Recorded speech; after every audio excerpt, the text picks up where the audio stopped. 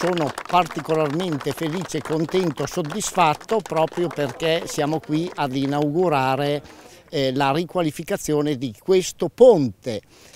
Siamo riusciti a riqualificare e riconsolidare questo ponte di strada Mirasole dopo 4 anni, anche qui grazie a un ottimo lavoro di squadra con la struttura commissariale di Regione Lombardia che ha messo le risorse, parlo di 485.000 euro, e l'ottimo lavoro svolto dal consorzio di bonifica capitanata da Ada Giorgi. Quindi diciamo che in questi anni siamo riusciti a costruire anche ponti umani che ci hanno permesso di ottenere risultati e che spero si possano vedere anche per il futuro grande ponte sul Po.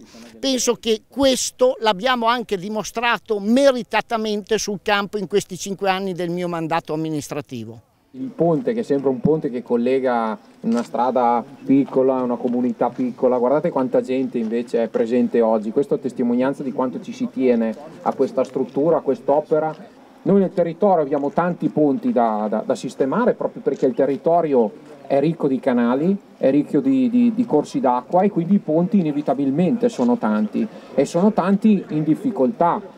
Quindi abbiamo la necessità di continuare perché questi ponti legano un territorio, legano delle attività, legano delle storie, legano delle comunità come questa, che sono veramente la parte più importante di tutta la nostra zona, una zona di campagna ma una zona ricca di valori e ricca di solidarietà tra le persone.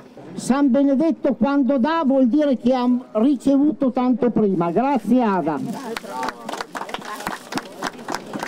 Ma con questa prova di cazzo ormai siamo a Oh, ferma!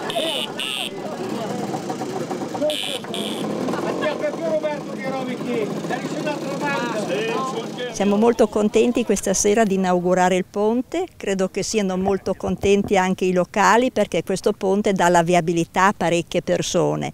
Abbiamo fatto altre opere oltre questa, ma questa è la prima inaugurazione e quindi anche questa è una soddisfazione perché ci ricordiamo il periodo lungo che è stato chiuso in quanto non era possibile, in quanto era pericoloso. E abbiamo trovato i soldi alla struttura commissariale nella quinta fase, una cifra considerevole, 480.000 euro. Diciamo che la struttura commissariale è quella che ringraziamo particolarmente perché senza la sua presenza, senza il suo finanziamento non avremmo potuto portare a termine quest'opera. Ci dà la sensazione, dopo anche questo periodo chiuso di Covid che ci ha messo in disarmo tutti, di una rinascita praticamente e questa è, diciamo che è la soddisfazione maggiore.